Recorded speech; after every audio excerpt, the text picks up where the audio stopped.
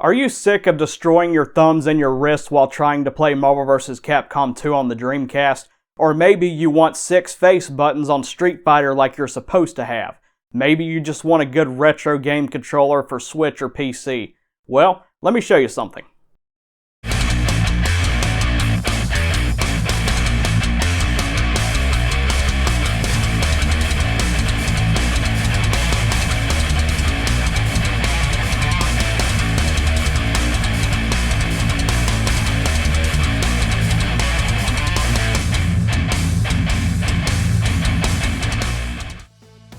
So first, to get it out of the way, this video is not sponsored in any way. This isn't a review unit.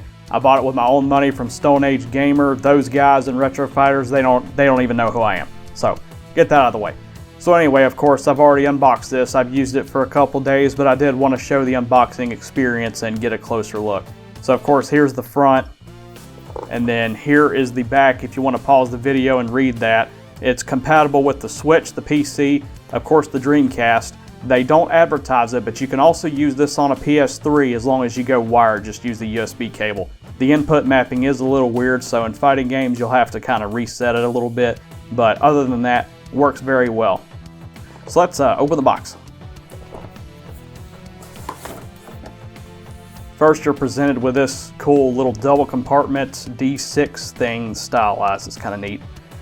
So you get your wireless dongle for your Dreamcast. The VMU goes in here. There's a USB port for firmware updates. What's cool too is if you already have like a Striker DC, the wireless Striker controller, the dongle that comes with that one, it works with this controller no problem. So I didn't even bother using this. I'm just using the same one that I've been using. You got your USB-C cable, actually surprisingly good quality. It's braided and everything. And the USB receiver is in here for PC or Switch or whatever. It is a 2.4 gigahertz controller. Very little latency. I surely didn't feel any. So yeah, that's awesome. I love the fact that they included both of these straight away. You didn't have to buy this USB receiver separate. Here's the controller itself. Take a closer look at that in a second. Get a cool pin there. I have nowhere to hang this, so I'm just going to leave it as is. And you have your manual, which is like a quick start thing. There's actually quite a bit of information here, and I've actually had to refer to it a couple times just to figure out how everything works as far as these pairing buttons and things. And you also have an alternate input mode as well for button mapping. So there's like a little closer look there. You got D input, X input, Dreamcast mode, Switch. Yeah, pretty flexible. When I was first researching this controller, I immediately started reading comments, people complaining that this does not have analog sticks. Dude, this is a fight pad. If you want an all-purpose controller, especially for your Dreamcast, get one of these. This is a wireless Striker DC, has a Hall effect joystick. Very nice. There's also a wired version. This is not that. This is meant for fighting games and 2D games, okay? Now, there is a cool feature though. If you flip the switch down here, this will actually map to the analog stick, so you could still play things like Sonic Adventure. It might not work as good as a real analog stick, but it's cool that it's there. They didn't really even have to do that. When it comes to ergonomics, I give this a 5 out of 5. This is seriously the most comfortable controller I've ever held in my hands. For years, I've always said that the Saturn Model 2 controller was my all-time favorite controller. This is a Retrobit version. But I love it because of the amazing D-pad, the 6 face buttons, just the way it's molded, the way it feels in the hands.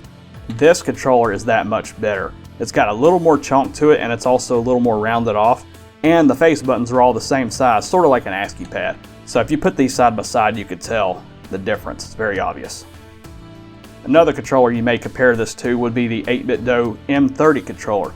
This is an awesome controller, has an excellent D-pad, great buttons and all that. Pretty decent ergonomics, but this actually feels just a little small to me.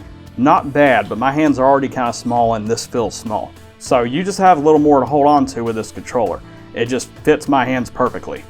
The plastic on the white portion as well as all the buttons has got a matte finish to it. It's very smooth, but it does not feel cheap.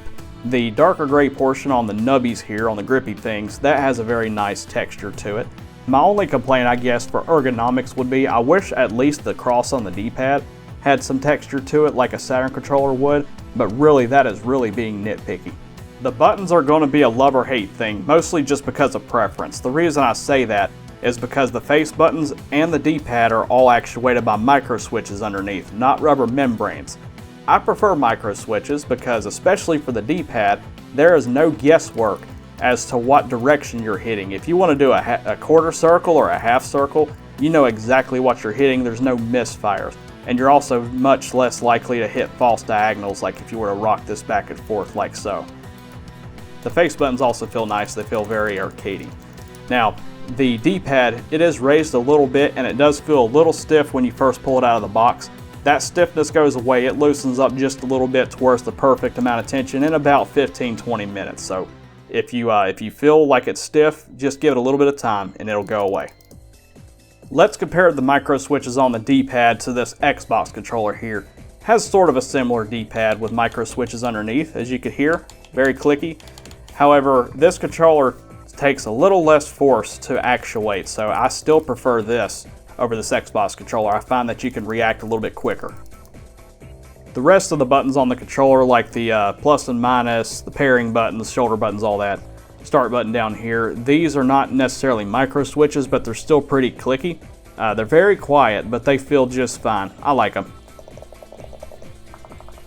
Functionally, this controller is a lot more feature-rich than you would expect. First, let's get the dongles out of the way. So you have the USB receiver, pairing button right there. You could plug it into a Switch or PC. You just hit that button, hit this button, and it's paired. It's immediate. This is the Dreamcast receiver. Very short cable, which I don't really think is a big deal, really. If it is to you, get an extension cable, I guess.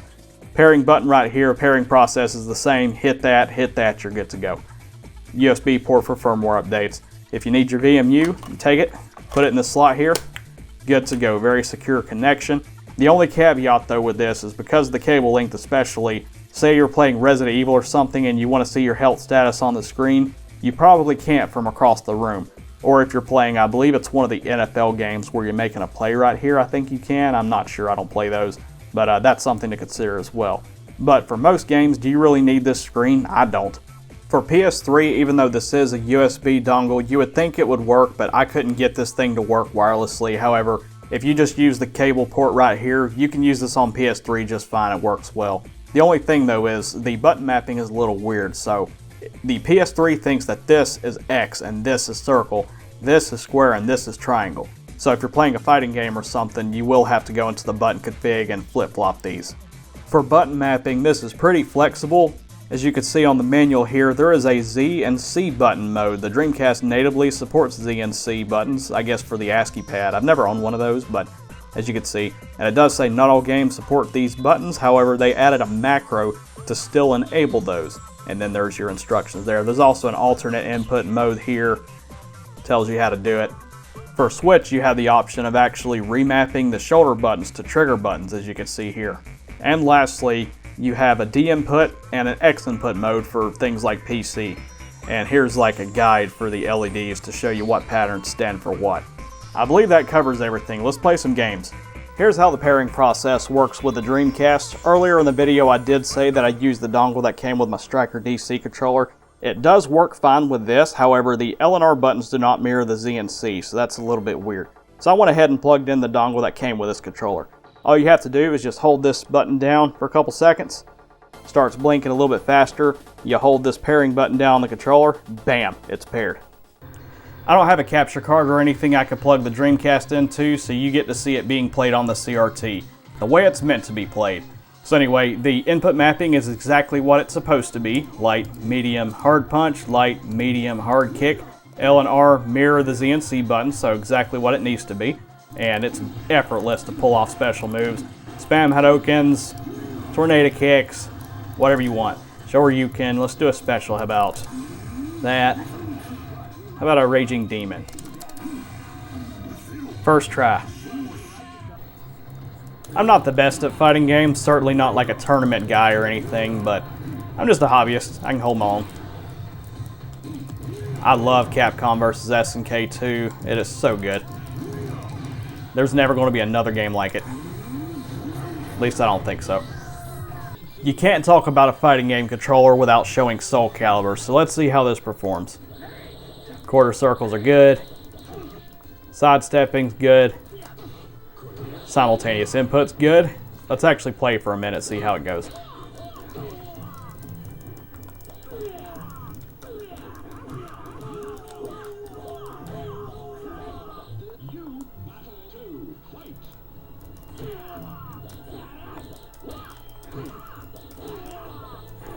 Get off my lawn. This video is sponsored by nobody. However, if you would like to help pay the bills, my wife recently opened up a fun apparel shop called The Shirt Hoard, with a lot of nerdy items of her own design, such as this t-shirt, as well as this coffee mug. If everything hurts, get yourself some caffeine. Link is in the description. With Tony Hawk games, I always use the D-pad anyway. I always thought using an analog stick on them were kind of weird, but I thought this would be a good game to test with this. And as you can see, it's very nice. I don't really have any issues with it at all. Sorry about the focus, I hate this damn camera.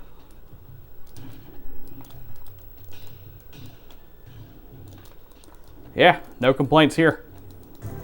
This controller works excellent on shooters too. This is Sturmwind. This game is absolutely stunning. If you're a fan of shooters and you haven't played this, you really need to. I believe it's also on Steam. But yeah, no complaints with this game whatsoever. There's your bomb.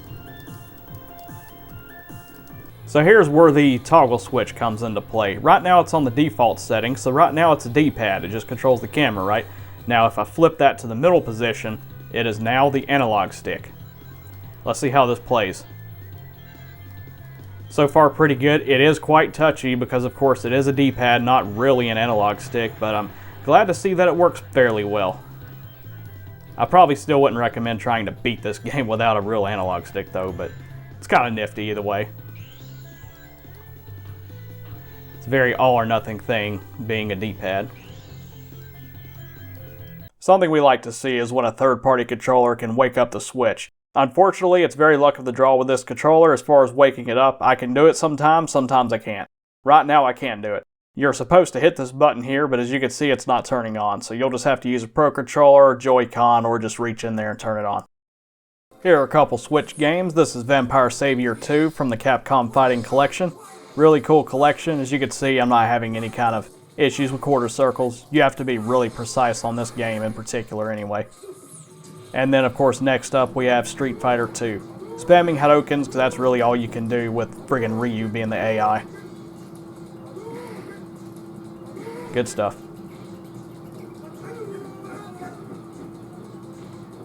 So here's Marvel vs. Capcom 3 on the PS3. The controller works fine as long as you're using a cable, but these buttons here are actually backwards. So this is X, this is circle, this is square, and this is triangle. So you just have to go into the menu and reset your input mapping. So you'll have square is medium, triangle is going to be light, circle is going to be hard, and then X is going to be special attack. And then after that you're good to go.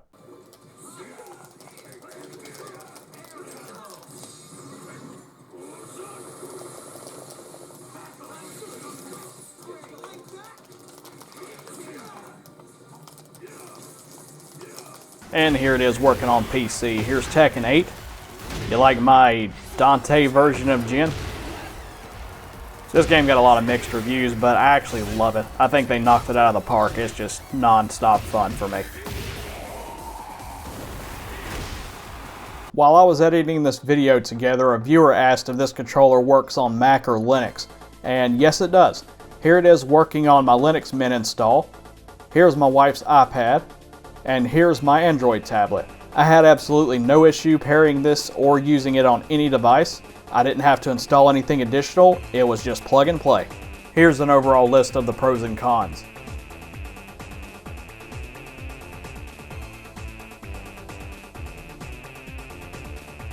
So final thoughts. Would I recommend the Retro Fighters D6 controller? As long as you don't mind the fact that it has micro switches in the D-pad and the buttons, and you don't mind the slightly steep price tag of $50, then I say hell yes. Like I said before, this is now my favorite controller for fighting games and 2D games in general. It is just so ergonomic, It is deadly accurate, and it feels like I have to put less effort into getting it to do what I want. And even though the price is $50, you're getting 2 dongles straight off the bat, both the USB dongle and the Dreamcast dongle. Usually with other brands like 8BitDo or something, if you want a second dongle, you have to purchase it separately. Feel free to leave any questions you have about this controller in the comments. I'm usually pretty quick at responding. And if you liked the video, be sure to slap that like button, maybe subscribe if you want. And if you did make it this far in the video, just want to say thanks a bunch for watching, and we'll catch you next time. Take care and have a good day.